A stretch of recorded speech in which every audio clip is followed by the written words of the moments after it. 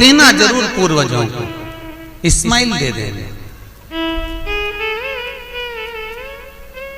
लोग कहते हैं ये 16 दिन अच्छे काम नहीं करना चाहिए, 16 दिन ये मत लो, 16 दिन वो मत लो। कौन सी पुराण में लिखा है?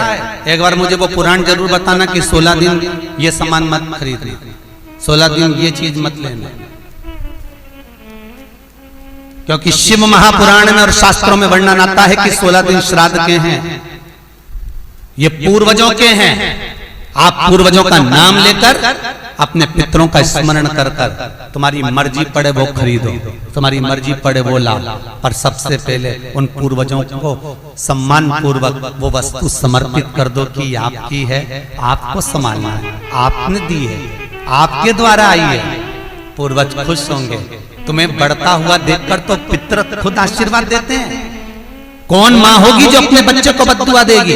कौन पिता होगा जो अपने बच्चों को बद्दुआ देगा? अगर माता पिता अपने बेटे को गाली भी देते हैं, बद्दुआ भी देते हैं, तो बाद में रोते हैं, आंख में से आंसू निकलती है। एक माँ अपने बेटे को चिल्ला देती है तो बाद में रोती है।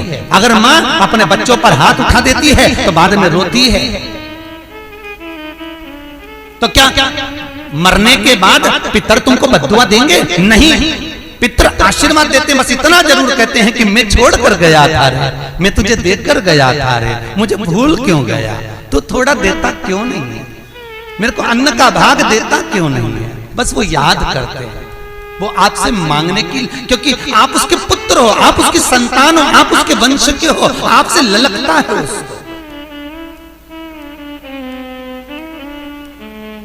किसी दूसरे से नहीं।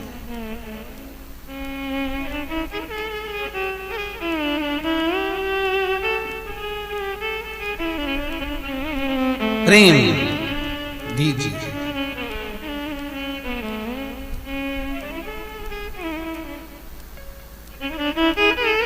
भले कोई किस भाव से आए उसका आदर हो, उसका सम्मान। कई लोगों का प्रश्न होता है, गुरुजी हम 4 भाइयों का परिवार है, पर पितृ दोष मुझ पर ही क्यों आ रहा है? मैं ही क्यों तकलीफ भोग रहा हूं? मेरे को ही क्यों कष्ट आ रहा है? मेरे ही क्यों पांव दुख रहे हैं? मेरे घर में क्यों ऐसी परेशानी आती है? सबकी सब तो सुखी है। ध्यान रखना, पितरों का जिससे लगाव होता है और जिसको पितरों ने दिया होता है, पूर्वजों ने दिया होता है, भगवान ने दिया होता है, लालसा उसी से होती है। भीख मांगने वाला, भिक्षा मांगने वाला भिखारी भी होता है, भिक्षुक भी होता है। तो गाड़ी देख लेता है कि 4 व्हीलर गाड़ी से आया है तो सेठ जी 10 रुपया देगा। कोई पैदल जाता है तो भिखारी भी सोचता है बेचारा क्या देगा, उसके पास तो खुद नहीं, पाँव में चप्पल नहीं पहना है, फिर भी हाथ फैला देता है कि दे दे तो ठीक है, नहीं तो कोई गाड़ी वाला तो देगा ना मुझको। उसी तरह घर के पूर्वज, घर के जो आहूत होते हैं, घर के जो पितर होते हैं, घर के जो वासुक होते हैं, घर के जो पूर्वज होते हैं, आशा उसी से लगते हैं जो दे सकता है। जिसके पास है ही नहीं उससे क्या आशा रखेंगे? जिसके पास कुछ है ही नहीं उससे आशा रखना क्या?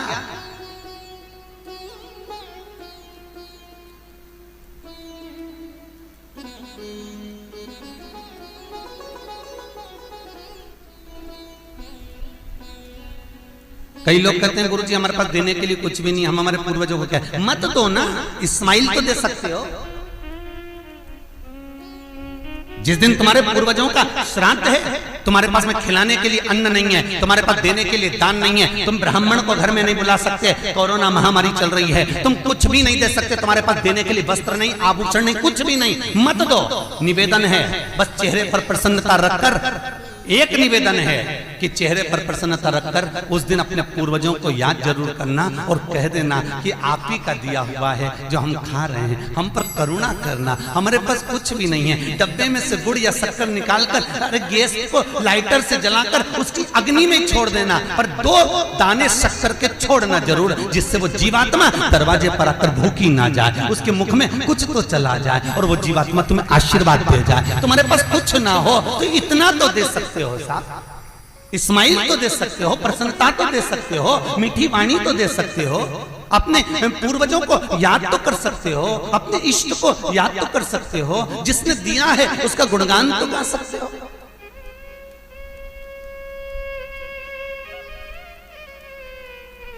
एक नई नवेली दुल्हन को पति ने एक नई नथनी लाके दे दी। कबीरदास जी लिखते हैं, नथनी दी यार ने तो दिया बखान। यार ने केवल एक नथनी लाकर दी है, पति ने केवल एक नथनी लाकर दी है, सोने की बड़ी सुंदर, सबको दिखा रही है, घूंघटे में उघाड़ उघाड़ कर दिखा रही है, मेरे पति ने दी है, झुमका बार बार दिखा रही है, मेरे पति ने दी है, मेरे पति ने दी है। एक नथनी मात्र 2000, 5000, 10,000, 20,000, 25,000, 50,000, 1 लाख, 2 लाख की नथनी पति देता है तो सारे जगत को दिखा देते हो। वो परमात्मा देता है तो किसको क्यों नहीं बोलते कि उसने दिया है, उस पूर्वजों ने दिया है। वो छोड़ कर गए थे तो हम खा रहे हैं, अगर वो छोड़कर नहीं जाते तो रोड पर मिल जाते। लोग कहते हैं हमारी माँ ने हमको क्या दिया, हमारे पिता ने हमको क्या दिया, सब उसको देकर चले गए। भले वो किसी को दे जाएं पर आशीर्वाद लिए बगैर मत जाने देना। भले वो कितना भी पक्षपात करें, भले वो कितनी भी बेईमानी करें, भले वो कितना भी कपट करें, वो सारी जायदाद उठाकर किसी को भी दे दें, पर उन माता पिता का सम्मान जरूर करना, क्योंकि वो मरते मरते आशीर्वाद जरूर दे जाएंगे कि मैंने तुझे कुछ नहीं दिया, ले मैं तुझे आशीर्वाद देता हूँ, और तुम्हें आशीर्वाद मिल गया तो तुम निहाल हो गए। वर चाहिए, आशीर्वाद चाहिए, धन दौलत नहीं। श्राद्ध पक्ष की कथा कहती है, ये श्राद्ध पक्ष का जो वर्णन गरुड़ पुराण में कहा गया कि जीवात्मा सबसे पहले जाती है तो घर पर जाती है, जैसे जट्ठा और मट्ठा की कथा।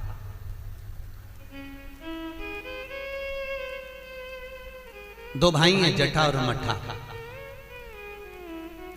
दोनों साथ में रहते थे, पर इनकी जो धर्म पत्नियां थीं आपस में कुछ भेदभाव हो गया, दोनों अलग अलग हो गए। जट्ठा बहुत धनपति था, मट्ठा थोड़ा सा गरीब था, दोनों अलग अलग रहे। जट्ठा का बिजनेस अच्छा चलता है, जट्ठा का धन बहुत सारा है, संपदा बहुत सारी है, क्योंकि माता पिता का सारा धन जट्ठा ने अपने कब्जे में रख रखा था। सारे माता पिता की जितनी प्रॉपर्टी थी, जितना वैभव था, जितनी सत्ता थी, जट्ठा ने अपने कब्जे में रख ली थी। और मट्ठा ऐसे ही बेचारा सहज भाव का, भोला भंडारी, सरलता का भाव वाला चल दिया, अपना बोरी बिस्तर उठाया, अपनी पत्नी के साथ, बच्चों के साथ चले गए।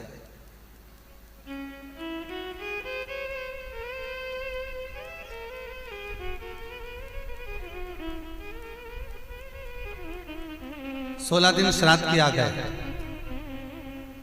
एक दिन जट्ठा की पत्नी बोली, सुनो, इतना सारा गाड़ी बंगला जमीन जायदाद ढेर सारी है, 200 एकड़ जमीन, 200 बीघा जमीन है, 4 ट्रैक्टर हैं, गाड़ी बंगला ढेर सारा है, खूब वैभव बना हुआ है, पर अपन अपने घर में सेठ बनकर रहते हैं, पर दुनिया को क्या मालूम कि अपने पास कितनी दौलत है, कितनी जायदाद है, अपने परिवार वालों को, रिश्तेदारों को, किसी को क्या मालूम कि अपने पास में कितनी सत्ता, अपन कितने राशि ठाठ में रहते हैं। तो पति बोला क्या करना है, पत्नी बोली एक काम करो, तुम्हारे जो पिताजी मर गए थे उनका श्राद्ध आ रहा है,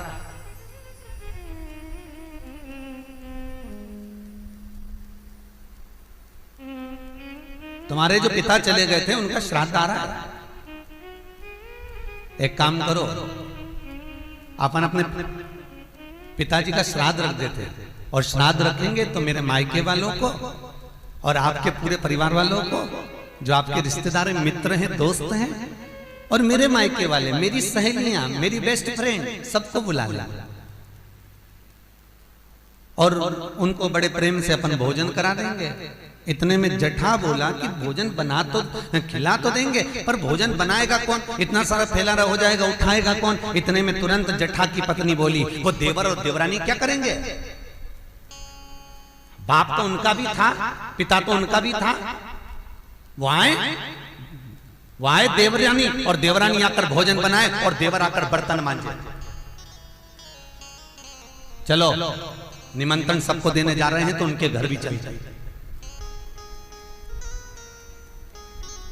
आवाज लगाई, मट्ठा, अरे ओ मट्ठा।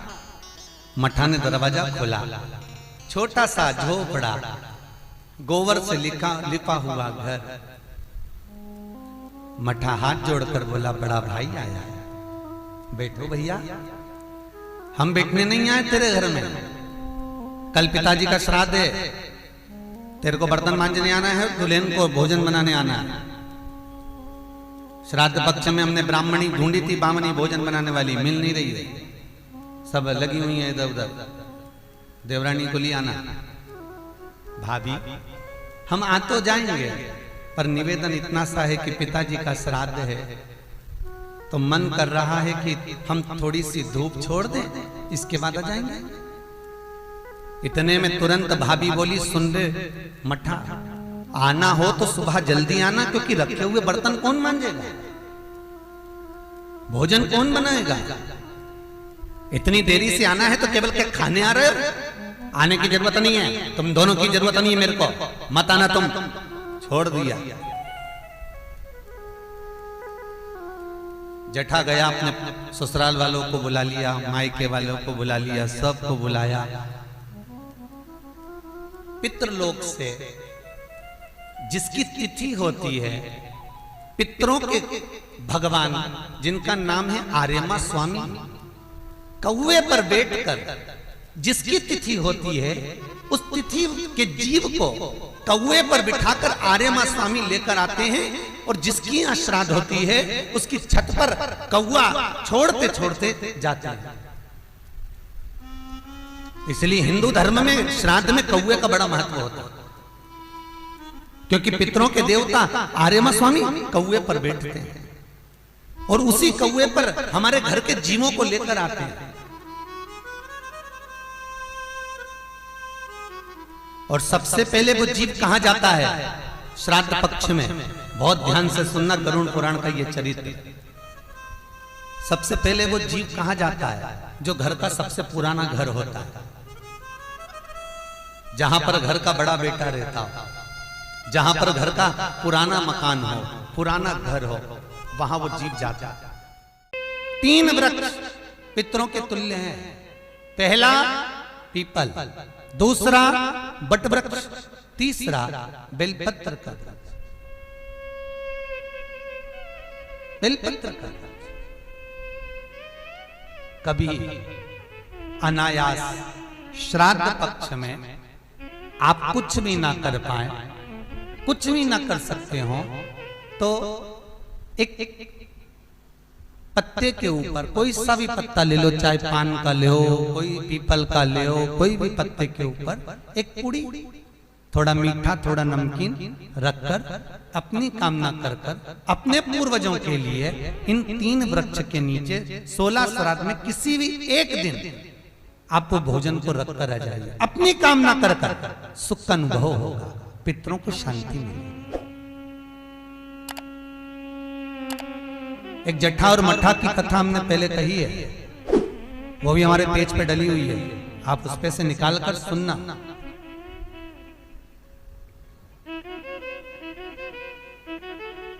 उसमें भी हमने व्याख्यान वर्णन करा जट्ठा मट्ठा की कथा। 3 वृक्ष पितरों के तुल्य हैं, 3 पक्षी पितरों के तुल्य हैं, कौवा, हंस और गरुड़।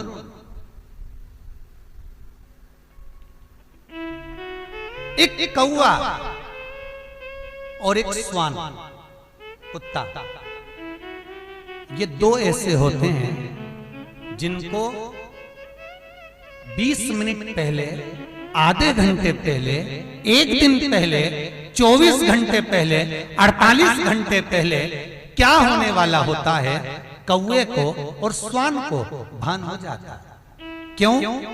क्योंकि ये यमलोक में जहां यमराज निवास करते हैं, स्वान और कौवा उस स्थान का भाग ग्रहण करते हैं, और इनको ये ज्ञान पूर्व से यमराज से प्राप्त होता रहता है, पूर्ववान होता प्राप्त होता रहता है। एक कौवा एक स्वान, कोई घटना घटने वाली होती है तो कुत्ता रोने लगता है, कोई घटना घटने वाली होती है तो कौवा आकर बैठ जाता है, कोई आ रहा है तो कौवा आएगा, कोई भाव सूचक है तो कौवा आकर बैठेगा। दरवाजे पर कैसे, उसका भी भान है, अटारी पर कौवा कहां बैठा है, दरवाजे पर कौवा कहां बैठा है, किस स्थान पर कौवा विराजमान है, उसका भी भाव हमारे शास्त्र में वर्णन है। 3 पक्षी, 3 वृक्ष पितरों के तुल्य हैं, पक्षियों में कौवा, हंस और गरुड़ ये पितरों के तुल्य हैं, जो अधोगति में मर जाते हैं, जिनको पिंड नहीं मिलता, तर्पण नहीं होता, ब्राह्मण का भोज नहीं मिल पाता, जो मर जाते हैं, जिनका अंतिम संस्कार तक नहीं होता, जिनकी गति बिगड़ जाती है, ऐसे जीव कौवे के अंश में प्रकट होते हैं, जो पूर्ण फल लेकर जाते हैं। पितृलोक में जगह नहीं होती, बैकुंठ में जगह नहीं होती, कहीं अगर जगह नहीं है देवलोक में तो इनको कौवे के अंश में, गरुड़ के अंश में या हंस के अंश में डाल दिया जाता है। महाराज फिर अगला वर्णन किया, 3 पशु, कुत्ता, गाय और हाथी ये पितरों के तुल्य होते। शिव महापुराण की कथा कहती है अगर श्राद्ध पक्ष में गया नहीं जा सकते तो गाय के मुख में गयासुर ने वर दिया था कि गाय के मुख में अगर कोई गया नहीं आ पाएगा तो गयासुर 16 दिन गाय के मुख में निवास करेगा। और गाय के मुख में श्राद्ध के समय पर अगर कोई रोटी देगा, श्राद्ध के समय पर जो भाग देगा उसको गया जी में पिंड करने का पुण्य फल प्राप्त होगा। ये गयासुर का वर गौ माता के लिए था। तो गाय के मुख में 16 दिन तक गया क्षेत्र का पिंड का भाग प्राप्त होगा। कुत्ता, गाय और हाथी। स्वान को रोटी क्यों देते हैं? क्योंकि स्वान पितरों को अपना भाग प्रदान कर देता। स्वान रखता नहीं है, चुका देता। फिर 3 जलचर है महाराज जो पितरों के तुल्य हैं, मछली, कछुआ और नाग। पिंड जो बनाया जाता है वो पानी में दिया जाता है। मछली जिसको पाती है वो पितरों को प्राप्त होता है। कछुआ श्रावण के इस 16 श्राद्ध के अंतर्गत कछुआ यदि आपके दिए हुए भाग को पा लेता है तो वो जीव उसी समय पर तर जाए। और महाराज नाग वो भी पितरों के तुल्य माना। इन 3 पितरों के क्रम का वर्णन किया गया है। भगवान शिव ओगड़दानी बट का वृक्ष के रूप में ब्रह्मा को बना देते हैं और शंकर बटकेश्वर महादेव के रूप में विराजमान हो जाते हैं। ऐसा सुंदर प्रसंग शिव महापुराण में वर्णन